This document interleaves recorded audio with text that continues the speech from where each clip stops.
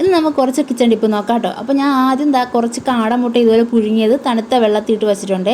അപ്പോൾ ചൂടൊക്കെ പോയി. ഇനി നമുക്കിതൊന്ന് പൊട്ടിച്ചെടുക്കാം. സാധാരണ രീതിയിൽ നമ്മൾ ഇതുപോലെ പൊട്ടിക്കുമ്പോഴത്തേക്കും ആ ഷെല്ലിൻ്റെ കൂടെ തന്നെ നമ്മുടെ മുട്ടയും കൂടെ ഇങ്ങ് പിച്ച് കൈ വരാറുണ്ടല്ലേ, ആ കുറേയൊക്കെ ഇങ്ങ് ചീത്തയായി പോകും. അപ്പോൾ ഇനി എങ്ങനെ നല്ല രീതിക്ക് പൊട്ടിക്കാമെന്ന് കാണിച്ചു തരാം. നമ്മുടെ മുട്ട എടുക്കുക, ഇതുപോലെ കുറച്ചൊന്ന് തട്ടി പൊട്ടിച്ചൊരു ഗ്യാപ്പ് ഉണ്ടാക്കിയിട്ട് അതിനകത്തേക്ക് നമ്മുടെ ഒരു സ്പൂൺ ഇതുപോലെ കയറ്റി ഒന്ന് ട്വിസ്റ്റ് ചെയ്ത് കൊടുക്കുക കേട്ടോ. അപ്പോഴത്തേക്ക് നമ്മുടെ മുട്ടയുടെ തോട് മൊത്തം നല്ല അടിപൊളിയായിട്ട് ഇളകി കിട്ടും. ഒന്നുകൂടെ കാണിച്ചു തരാം കേട്ടോ. ഇതുപോലെ ഒന്ന് തട്ടി പൊട്ടിക്കുക, എന്നിട്ടൊന്ന് ചെറുതായിട്ടൊന്ന് പിച്ചതിന് ശേഷം നമ്മുടെ സ്പൂൺ അതിനകത്തേക്ക് ഒന്ന് ഗ്യാപ്പിനകത്തേക്ക് കയറ്റിയിട്ട് ഒന്ന് കറക്കി കൊടുത്താൽ മതി കേട്ടോ. അപ്പോൾ നിങ്ങളൊക്കെ കാടമുട്ട പുഴുങ്ങുകയാണെന്നുണ്ടെങ്കിൽ ഇതുപോലെ ഒന്ന് ട്രൈ ചെയ്ത് നോക്കാം കേട്ടോ. അപ്പോൾ നമുക്കിനി രണ്ടാമത്തെ ടിപ്പിലേക്ക് പോവാം. എങ്ങനെയാണ് നല്ല സോഫ്റ്റ് ആയിട്ടുള്ള പൂ പോലത്തെ അപ്പം ഉണ്ടാക്കി എടുക്കാമെന്നാണ് കേട്ടോ. അപ്പത്തിനൊക്കെ മാവ് ആട്ടുമ്പോഴത്തേക്കും മാവ് ആട്ടിക്കഴിഞ്ഞതിന് ശേഷം കുറച്ച് മാവെടുത്ത് ഇച്ചിരി വെള്ളവും കൂടെ ചേർത്ത് നമ്മൾ അടുപ്പത്ത് വെച്ചൊന്ന് കുറുക്കി എടുത്തിട്ട് അതിൻ്റെ കൂട്ടത്തിൽ കുറച്ച് ചോറ് കൂടെ ചേർത്ത് അരച്ച് നമ്മുടെ മാവിലേക്ക് ചേർക്കുകയാണെന്നുണ്ടെങ്കിൽ നല്ല സോഫ്റ്റ് ആയിട്ടുള്ള അപ്പം നമുക്ക് റെഡിയാക്കി എടുക്കാം. സോഫ്റ്റ് എന്ന് പറയുമ്പോഴത്തേക്ക് ഞാൻ ഇവിടെ കാണിച്ചു തരും പോലെ നല്ല പൂ പോലത്തെ പഞ്ഞി പോലത്തെ എന്നൊക്കെ നമ്മൾ പറയില്ലേ, അത്ര നല്ല സോഫ്റ്റ് ആയിട്ടുള്ള അപ്പം നമുക്ക് കിട്ടണമെന്നുണ്ടെങ്കിൽ നമ്മളെപ്പോഴും നമ്മുടെ അപ്പത്തിലേക്ക് ഒരു നുള്ളി ഈസ്റ്റ് മാത്രം ചേർത്ത് കൊടുക്കുക കേട്ടോ. ഈസ്റ്റിൻ്റെ അളവ് കൂടുന്നതിനനുസരിച്ച് നമ്മുടെ അപ്പം ഒരുപാട് ഹാർഡായി പോവും. അതുകൊണ്ട് ഒരു നുള്ളി ഈസ്റ്റ് തന്നെ ചേർത്ത് കൊടുക്കുക. അപ്പോൾ നമ്മുടെ മൂന്നാമത്തെ ടിപ്പ് നോക്കാം. മൂന്നാമത്തെ ടിപ്പ് എന്ന് പറയുന്നത് കടുകൊക്കെ ഇതുപോലെ പൊട്ടിക്കാൻ വേണ്ടിയിട്ട് അടുപ്പത്ത് വെക്കുമ്പോഴത്തേക്കും എണ്ണയും കടുകൊക്കെ പൊട്ടി പുറത്ത് പോകാറുണ്ടല്ലേ, പ്രത്യേകിച്ച് നമ്മുടെ അടുപ്പൊക്കെ വൃത്തികേടാവാറുണ്ട്. അപ്പോൾ ആദ്യം നമ്മുടെ എണ്ണ ചൂടായിട്ട് അതിലേക്ക് ലേശം മഞ്ഞൾപ്പൊടി ഇട്ടിട്ട് കടുക് പൊട്ടിക്കുകയാണെന്നുണ്ടെങ്കിൽ പുറത്തേക്കൊന്നും പോവില്ല കേട്ടോ. അപ്പോൾ ഒന്ന് ട്രൈ ചെയ്ത് നോക്കാം കേട്ടോ. എന്നിട്ട് കമൻറ്റിൽ പറയണം എങ്ങനെയുണ്ട്, സക്സസ് ആയോ എന്നൊക്കെ. അപ്പോൾ ഇനി നമുക്ക് അടുത്ത ടിപ്പ് നോക്കാം. ഞാൻ ഇവിടെ ഒരു 2-3 സവോള ഇതുപോലെ ഒന്ന് കുഞ്ഞായിട്ട് അരിഞ്ഞ് പച്ചമുളകൊക്കെ കൂടെ ചേർത്തൊന്ന് വേവിച്ച് വെച്ചിട്ടുണ്ട് മുട്ടക്കറിക്ക് വേണ്ടിയിട്ട്. ഇത് ഞാൻ കുക്കറിൽ ഒരു വിസിലടിപ്പിച്ച് വെച്ചേക്കാണ്. നമ്മളിപ്പോൾ ചിക്കൻ കറിയൊക്കെ വയ്ക്കുമ്പോഴത്തേക്ക് ഉള്ളി വഴറ്റിയെടുക്കാനുള്ള നേരം ഇല്ല എന്നുണ്ടെങ്കിൽ ഇതുപോലെ ഒരു വിസിലടിപ്പിച്ചൊന്ന് എടുക്കുകയാണെന്നുണ്ടെങ്കിൽ നമുക്ക് ഈസി ആയിട്ട് പെട്ടെന്ന് കറി ഉണ്ടാക്കിയെടുക്കാം കേട്ടോ. വഴറ്റിയെടുക്കേണ്ട കാര്യമൊന്നുമില്ല. പെട്ടെന്ന് തന്നെ നമ്മുടെ കറി നല്ല കുറുകി നല്ല ക്രീമി ആയിട്ടിരിക്കുന്ന കറി വേണമെന്നുണ്ടെങ്കിൽ നമ്മുടെ സവോള ഇതുപോലെ ഒന്ന് ഒരു വിസിലടിപ്പിച്ച് ഒന്ന് കുക്കറിലാക്കി എടുത്താൽ മതി. അപ്പോൾ എല്ലാവരും ട്രൈ ചെയ്ത് നോക്കണം കേട്ടോ ഇങ്ങനെയൊന്ന്. അപ്പോൾ നമ്മുടെ അടുത്ത ടിപ്പെന്ന് പറയുന്നത് നമ്മുടെ വീട്ടമ്മമാർക്ക് വളരെ ഹെൽപ്ഫുൾ ആയിട്ടുള്ള ടിപ്പാണ്. ഇതുപോലെ വേവിച്ചിരി കൂടി അരിയൊക്കെയാണ് നമ്മൾ ചോറ് വയ്ക്കാൻ വേണ്ടി എടുക്കണമെന്നുണ്ടെങ്കിൽ ആദ്യം അരി ഒന്ന് എടുത്ത് നല്ലപോലെ നമ്മൾ ആവശ്യത്തിന് വെള്ളമൊക്കെ ഒഴിച്ച് നല്ല രീതിക്ക് ഒന്ന് കഴുകി എടുക്കാം കേട്ടോ. കാരണം നമ്മൾ റൈസ് കുക്കറിലൊക്കെ കുക്ക് ചെയ്യുമ്പോഴത്തേക്കും വേവ് കൂടി അരിയാണെന്നുണ്ടെങ്കിൽ ഒരുപാട് നേരം എടുക്കും കുക്കായി കിട്ടാൻ വേണ്ടി. അപ്പോൾ ആദ്യം ഒന്ന് അരി കഴുകി വൃത്തിയാക്കിയതിന് ശേഷം അതിലേക്ക് ചെറിയ ചൂടുവെള്ളം കേട്ടോ, ഒരുപാട് തിളച്ച വെള്ളം ഒഴിക്കരുതേ, ചെറിയ ചൂടുവെള്ളം ഒഴിച്ച് ഒന്ന് മൂടി ഒരു അരമണിക്കൂറോളം ഇതുപോലെ ഒന്ന് മാറ്റി വെച്ചതിന് ശേഷം ചോറ് വെക്കുകയാണെന്നുണ്ടെങ്കിൽ ഇനി പെട്ടെന്ന് നമുക്ക് അരി കുക്കാക്കി എടുക്കാൻ വേണ്ടി പറ്റും. ഈ ടിപ്പ് ഉണ്ടല്ലോ ഞാൻ എനിക്ക് വേണ്ടി തന്നെ കണ്ടുപിടിച്ച ടിപ്പാണ്. എനിക്കാണെങ്കിൽ ഉള്ളിക്കറി മുട്ടക്കറിയൊക്കെ വയ്ക്കാൻ ഇഷ്ടമാണെന്നുണ്ടെങ്കിലും കണ്ണ് നീറി കരയാൻ മേടിച്ച് സവാള അരിയാറേ ഇല്ല. അപ്പോൾ ഞാൻ ഇപ്പോൾ എങ്ങനെയാണ് ഈസി ആയിട്ട് നമ്മുടെ സവാള തൊലിച്ചെടുക്കണമെന്ന് കാണിച്ചു തരാം കേട്ടോ. ആദ്യം ഇതിൻ്റെ ആ വേര് ഭാഗം ഉണ്ടല്ലോ അതൊന്ന് കട്ട് ചെയ്ത് കളയുക.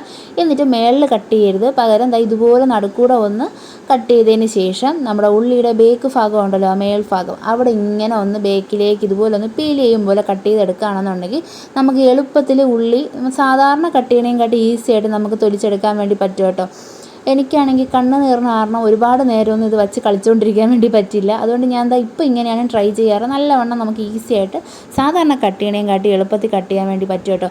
നിങ്ങൾക്ക് വേറെ ഏതെങ്കിലും ഉള്ളി കട്ട് ചെയ്യാൻ ടിപ്പ് അറിയാമെന്നുണ്ടെങ്കിൽ എനിക്ക് ഷെയർ ചെയ്തൊന്ന് തരണം കേട്ടോ. കാരണം നമുക്കെല്ലാം ട്രൈ ചെയ്ത് നോക്കാമല്ലോ. അപ്പോൾ ഇനി നമുക്ക് അടുത്ത ടിപ്പിലേക്ക് പോവാം. ഞാൻ ഇവിടെ കുറച്ച് തേങ്ങ എടുത്തിട്ടുണ്ട്. ഇതെന്ന് പറയുന്നത് രാവിലെ ഞാൻ തേങ്ങാപ്പാൽ പിഴിഞ്ഞിട്ട് ബാക്കി വന്നതാണ് കേട്ടോ. ഇത് ഞാൻ കൈയോടുകൂടി തന്നെ ഉച്ചയ്ക്ക് ചോറിന് കറി ഉണ്ടാക്കുമ്പോഴത്തേക്കും നമ്മുടെ തോരൻ വയ്ക്കുമ്പോഴോ ഇല്ലെങ്കിൽ അവിയലിനോ മീനിനോ ഒക്കെ ചേർത്ത് ഉണ്ടാക്കാറുണ്ട്. അല്ല മിച്ചം വരാണെന്നുണ്ടെങ്കിൽ ഞാൻ ഇത് ചെറുതായിട്ടൊന്ന് നമ്മുടെ ചീനച്ചട്ടിയിലിട്ട് ഒന്ന് ചൂടാക്കി എടുക്കും. ഒരുപാട് മൂപ്പിക്കരുത്, ചെറുതായിട്ടൊന്ന് ചൂടാക്കും എണ്ണയൊന്നും ഒഴിക്കാണ്ട്. എന്നിട്ട് ആ ചൂട് മാറിയതിന് ശേഷം അതിനെ ഒരു അടപ്പുള്ള പാത്രത്തിൽ വെച്ച് അടച്ച് ഫ്രിഡ്ജിനകത്ത് വെച്ചേക്കാണ് കേട്ടോ ചെയ്യാറ്. അപ്പോൾ ചളിക്ക് ചീത്തയായി പോവേ ഒന്നുമില്ല. നമുക്കിത് പിറ്റേന്ന് ഡയറക്റ്റായിട്ട് എടുത്ത് നമ്മൾ അരച്ച് ചേർക്കുന്ന കറിയിലൊക്കെ ചേർക്കാം കേട്ടോ. ഇപ്പോൾ നമ്മൾ മീൻ കറി വെക്കുക ഇല്ലെങ്കിൽ എന്തെങ്കിലും ഒഴിച്ച് കറി തേങ്ങ അരച്ച് വെക്കുകയാണെന്നുണ്ടെങ്കിൽ അതിലൊക്കെ ചേർത്ത് നമുക്ക് നല്ല അടിപൊളിയായിട്ട് കറി ഉണ്ടാക്കിയെടുക്കാം. അപ്പോൾ നമ്മുടെ തേങ്ങയും വേസ്റ്റ് ആവില്ല. ആ പിറ്റേന്നാകുമ്പോഴത്തേക്ക് ആ ഒരു ചളിപ്പോ അങ്ങനത്തെ ഒരു ടേസ്റ്റ് ഒന്നും ഉണ്ടാവില്ല കേട്ടോ. അപ്പോൾ ഇതുപോലെ തേങ്ങാക്കൊത്തിനി മിച്ചം വന്ന് കളയണവരാണ് നിങ്ങളെന്നുണ്ടെങ്കിൽ ഈ ടിപ്പ് ഒന്ന് ട്രൈ ചെയ്ത് നോക്കിയിട്ട് പറയട്ടോ എങ്ങനെയുണ്ടെന്ന്. ഈ ഇഞ്ചി വെളുത്തുള്ളി പേസ്റ്റൊക്കെ ഉണ്ടാക്കുമ്പോഴേ ഇഞ്ചിയുടെ തൊലി കളയാൻ മടിച്ചിട്ട് അത് വേണ്ടാന്ന് വെക്കണ ഒരുപാട് പേരുണ്ടാവും.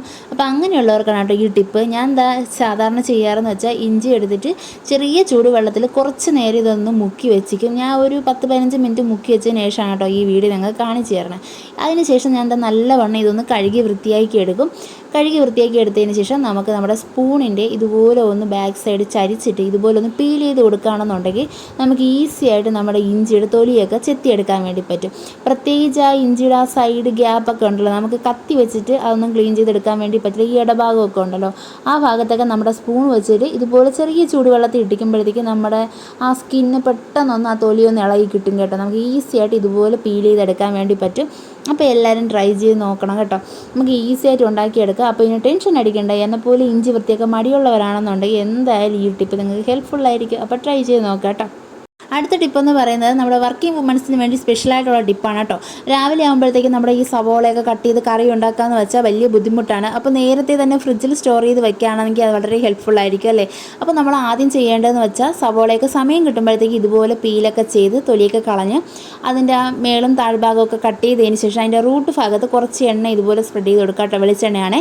എന്നിട്ട് എന്തെങ്കിലും പ്ലാസ്റ്റിക് കണ്ടെയ്നറിലോ ഇതുപോലൊരു തട്ടത്തിലോ എന്തെങ്കിലും നമ്മുടെ ടിഷ്യൂ പേപ്പർ ഇട്ടതിന് ശേഷം ഇതുപോലെ എണ്ണ പുരട്ടി നമ്മുടെ സവോളയൊക്കെ അതിലേക്ക് വെച്ചിട്ട് ഫ്രിഡ്ജിനകത്തേക്ക് വെക്കുകയാണെന്നുണ്ടെങ്കിൽ ഫ്രഷ് ആയിട്ട് 2-3 ദിവസം വരെ ഇരുന്നോളും. ഇനി ഇങ്ങനെ വെക്കാൻ താല്പര്യമില്ല, സ്ലൈസ് ചെയ്ത് വെക്കാനാണ് ഇഷ്ടമെന്നുണ്ടെങ്കിൽ അങ്ങനെ ഒന്ന് കട്ട് ചെയ്തതിന് ശേഷം ഒരു പ്ലാസ്റ്റിക് ബോട്ടിലാക്കി ഒന്ന് ടൈറ്റാക്കി ഒന്ന് മുറുക്കി അടച്ചതിന് ശേഷം ഫ്രിഡ്ജിൽ വെച്ചിരുന്നാൽ ഇനി ഫ്രഷ് ആയിട്ട് ഇരുന്നോളൂ കേട്ടോ.